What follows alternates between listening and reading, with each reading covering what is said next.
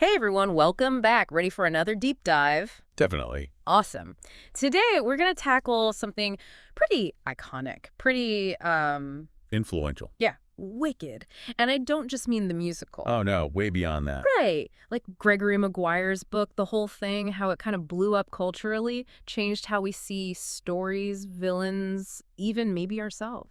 Definitely. It's amazing how much one book and everything that came after has impacted things. Totally. So we've got articles, research, all about how Wicked became like this cultural touchstone. It's crazy how much it's influenced things. It even kind of shaped how other stories are told. Oh, absolutely. Maleficent, even Game of Thrones, there are echoes of Wicked all over the place. Seriously. And then there's the whole fandom, like celebrating self-acceptance, all inspired by a witch. Who knew?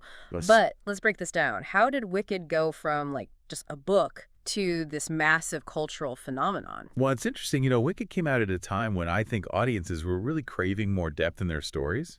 Like we were moving past that simple good versus evil thing. Exactly. Yeah. People wanted more nuance, more understanding of the villain side. And Wicked just, it tapped right into that. Right, totally.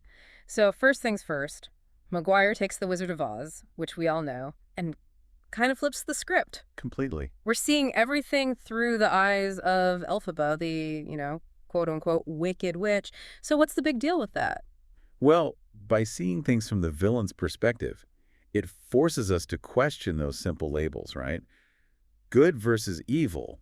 It's not always so clear-cut. Yeah, it makes you realize there's more to every story, more than what you see on the surface. Exactly. Suddenly the Wicked Witch isn't so, well, wicked. She's got her reasons, her own struggles. Right, and that changes everything. It's like what Disney did with Maleficent, making her more understandable. Absolutely. You start to see the world from their point of view, and your whole perspective shifts. You might even end up sympathizing with them. And that's where things get really interesting, because Wicked didn't just change how we see The Wizard of Oz.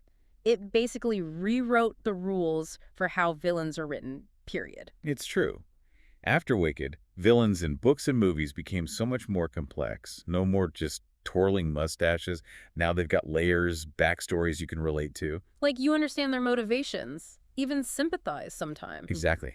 Think about Loki from Marvel, right? Yeah. You can see where he's coming from. Totally. Even Star Wars, you've got Kylo Ren. It's like Wicked paved the way for all these morally gray characters that we love to hate. And sometimes hate to love. Exactly. But how did one book about a witch manage to have this much impact on, well, everything? Well, I think it's because Wicked did more than just redefine a villain. It reimagined an entire world. It breathed new life into the whole Oz universe. Exactly. And that sparked a ton of new stories. Like what? Give me some examples. Well, there's the Dorothy Must Die series, which Yeah. takes the Oz story in a completely new direction. And the TV show Emerald City gave Oz a really dark, gritty makeover. Wow, so one book created this whole creative explosion. It's pretty incredible when you think about it. But that's not all. But we got to talk about what, like, everyone thinks of when they hear Wicked, the musical. Well, it's a Broadway sensation. Exactly, and it's not just a hit. It's like one of the longest-running, highest-grossing musicals ever, right? Absolutely. It's up there with the greats. Defying Gravity, For Good. Those songs are basically anthems at this point. You hear them everywhere. And for good reason. They're amazing. Totally. So what was it about the musical that, like, resonated with so many people? Well, I think it took all those themes from the book, the self-acceptance, the resilience, finding your people. And made them even bigger. Exactly. It's about finding your voice, defying expectations, embracing who you are no matter what. And that really connected with audiences. Especially those who felt like outsiders themselves, particularly in marginalized communities. You mentioned the LGBTQ plus community really connecting with Elphaba. Could you unpack that a little? What is it about her story that resonates? Well, think about it, Elphaba. With her green skin, she's the ultimate outsider, right? She's immediately judged, ostracized for being different. Exactly. And that theme of being misunderstood, of fighting for acceptance, it's something a lot of people in the LGBTQ plus community relate to. Makes sense. And the musical success is incredible. It really is. It's like those themes of self-acceptance, defying expectations, they were already there in the book. Yeah. But on stage, they just like exploded, reached a whole new level. Totally. But Wicked's influence didn't stop there. Oh, definitely not. It's like it opened the floodgates for all these other reimagined fairy tales, classic narratives. Like authors were suddenly taking these familiar stories and twisting them, showing us the other side. Exactly. Give you some examples. Please. Okay, so you've got the Lunar Chronicles. It's a sci-fi retelling of Cinderella, Rapunzel, Snow White, strong female characters who are like, nope, not following that destiny. I love this. They're great. And then there's The Bear and the Nightingale, which takes Russian folklore and gives it this dark, magical twist. Ooh, I haven't read that one. Oh, you should. It's fantastic. Really captures that Wicked vibe of questioning the traditional narratives. So Wicked didn't just inspire retellings. No, not even close. You said before that its mature tone kind of paved the way for a whole new wave of fantasy. It did. It showed that fantasy could be more than just, escapism. You could deal with like real world issues. Exactly. Complex themes, moral ambiguity, stuff that you wouldn't usually find in, say, a story about elves and fairies. Huh. Interesting. Think about Game of Thrones, right? Dragons and magic are cool, but it's really about politics, power struggles, the human condition. And the Broken Earth trilogy, that's another good example. Oh, absolutely. Tackles oppression, climate change, survival. Heavy stuff for a genre that's often seen as, light and fluffy.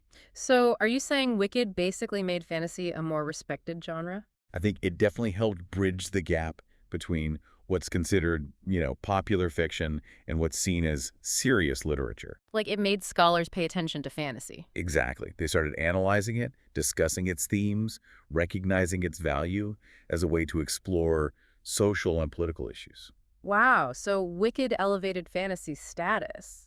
You could say that, yeah, it definitely legitimized it in a way. That's pretty amazing. It shows how much influence this story has had. But we can't talk about Wicked without mentioning the fandom, right? Oh, for sure. Have you ever seen those Wicked-inspired cosplays at conventions? They're And incredible. the Wicked fandom is a force to be reckoned with. Online communities, fan art, discussions. It's this whole world where people connect over their love for the story and its characters. It's more than just like surface-level fandom, though. Right. It's become a space, particularly for those who identify with alphabet struggles. What do you mean by that? Well, those themes of self-empowerment, of acceptance, of being different and finding your place. They really hit home for people. They did.